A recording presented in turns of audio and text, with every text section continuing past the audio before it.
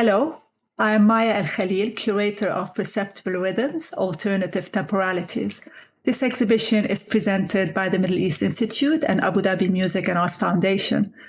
The exhibition shows 12 artists from the Middle East and South Asia. The works seek to find new ways to relate to and care for the environment in the face of a warming planet and its impact on nature and humanity. Climate change is bound to extractive, colonial, and industrial histories. Without disregarding the violence done by projects that prioritize growth and extraction over people and environment, the exhibition chooses to tune into other temporalities and rhythms. That of the tree, the day's changing light, or the river's altered course. Each of the works in this exhibition strives to create new connections to land and space in the hope that it will entice us to fight for them. I will start with the work of Ali Qazem, who is an artist who lives in Lahore, Pakistan. On a quest to visit all sites in Pakistan, he comes across Rati Tibi, which literally means red mount. It's a mount in Punjab covered with terracotta shards believed to belong to a civilization that populated the Indus Valley from 3000 to 1500 BCE. The artist was fascinated by the site and picked several fragments. One of them, he says, bore what could be the thumbprint of its maker, maybe thousands of years ago. Placing his thumb over the thumbprint, he felt like holding a time capsule.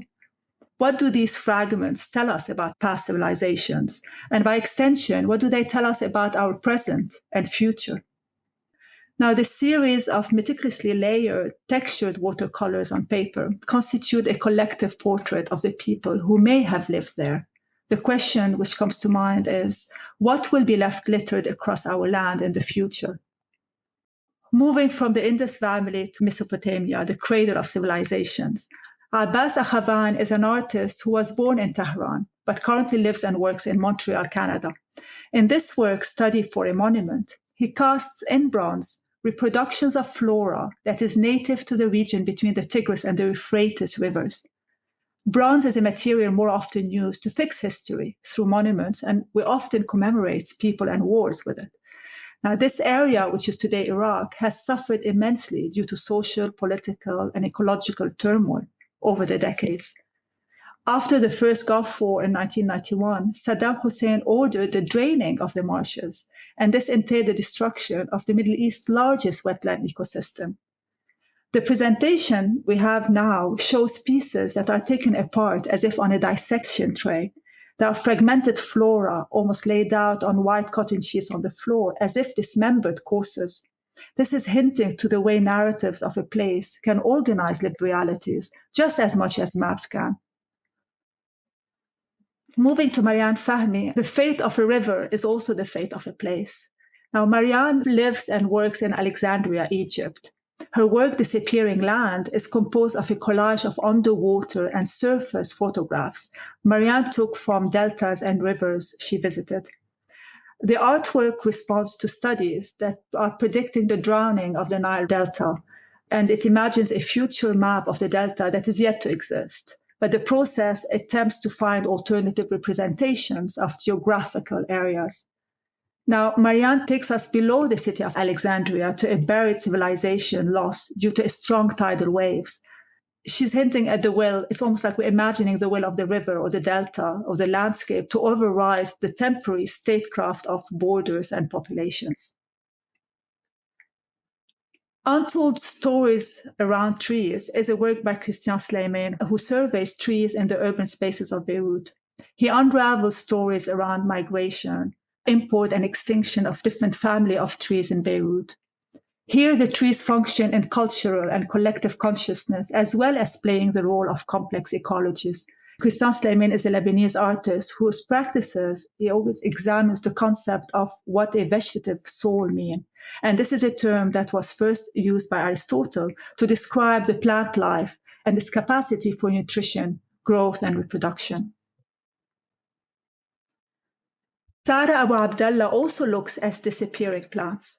The resin tomatoes of Fortitude that contain heirloom seeds from the artist's home province of Qatif in east of Saudi Arabia.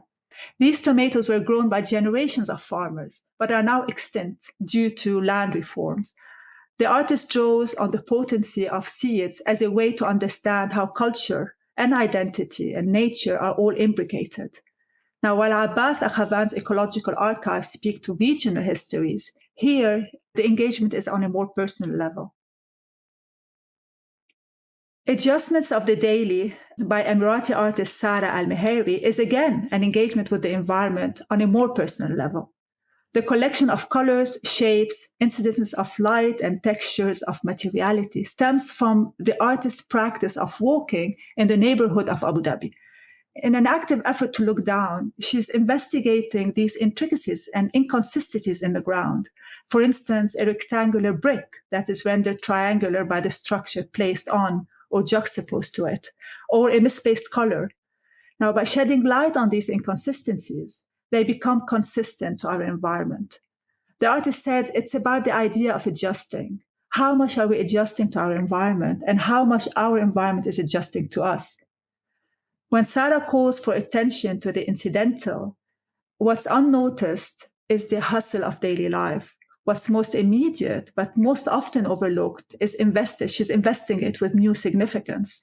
This will allow a new sensitivity and a new awareness to our most frequented spaces, and it's a way to identify with the environment.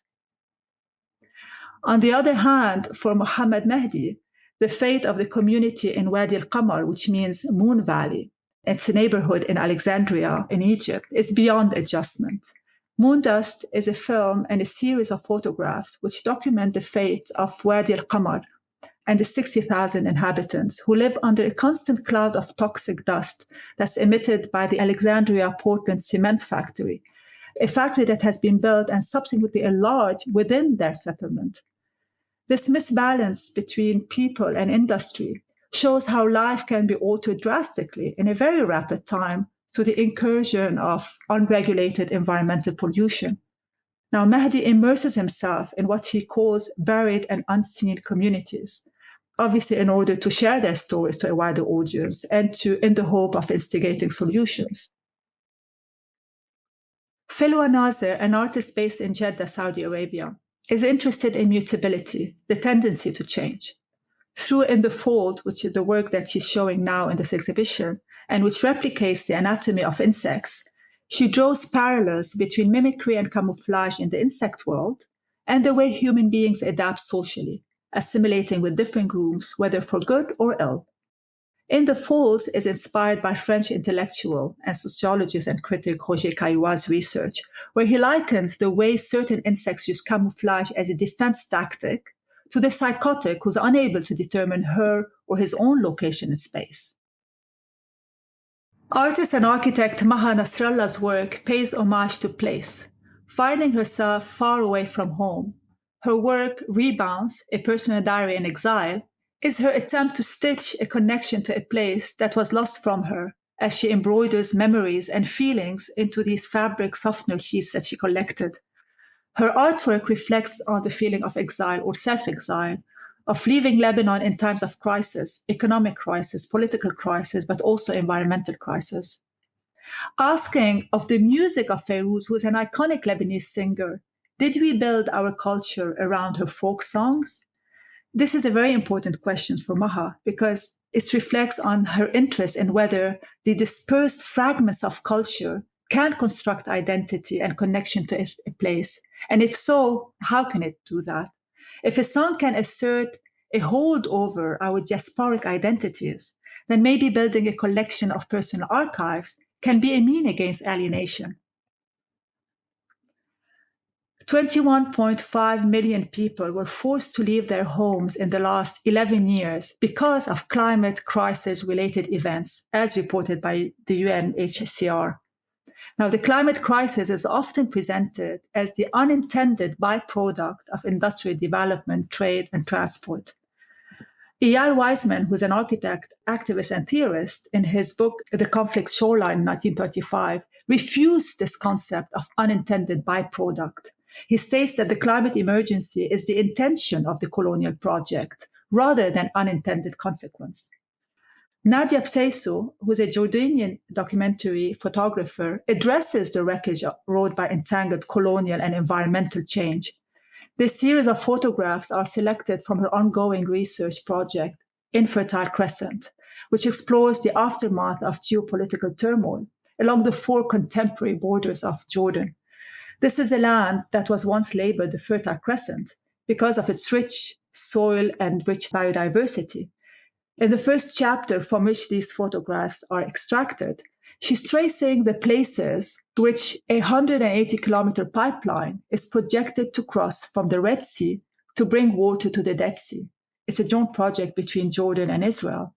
Now, with the Red Sea, Dead Sea Water Conveyance Project, as it is called, has been a highly controversial and contested project, not least because of displaced communities and endangered ecosystems it would have caused. To Moza al-Matrushi, local communities harbor important and too often overlooked knowledge. She focuses on the insight of local farmers from the United Arab Emirates.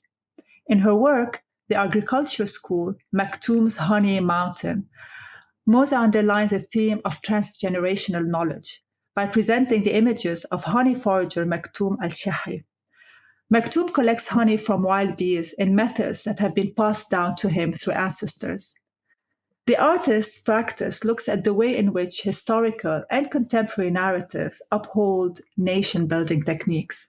This series comes from research the artist did about a British agricultural intervention in 1955.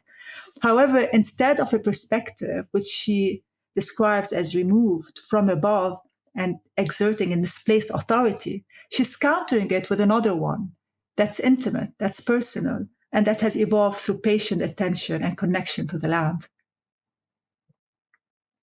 Contrary to the mutability that has been widely addressed throughout the work of these artists in this exhibition, and the need to adapt, Abdel Nasser Gharem is vigilant of how administrative and geographic authority rigidly keeps repeating itself.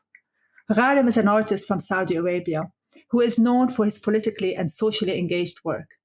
In Climate Refugee, which is the work that you're showing here, it's a map rendered in hundreds of tiny rubber stamps showing the concentration of climate refugees around the world. The rubber stamps allude to the way perpetual repetitions of laws, maps, and artificial cultural differences enforce a bureaucratic violence that is designed to tame. The migrant is dehumanized. The climate migrant, even more, since people fleeing from droughts, desertification, rising sea levels, and floods are not legally recognized as refugees by the UN Refugee Convention, and thus do not have international legal protection. A closer look at the work reveals phrases embedded in the stamps such as refugee camps are optimal forms of mercy killings. These rules and histories are repeated in the daily work of law and order, upholding extractivist models and alienating people from their environment. Each of the work in this exhibition brings to the fore new ways of identifying with and thinking about the environment. The exhibition hopes to strengthen allegiances to non-human agents and cultural histories, to attune oneself to different temporalities, different rhythms and frequencies. Thank you.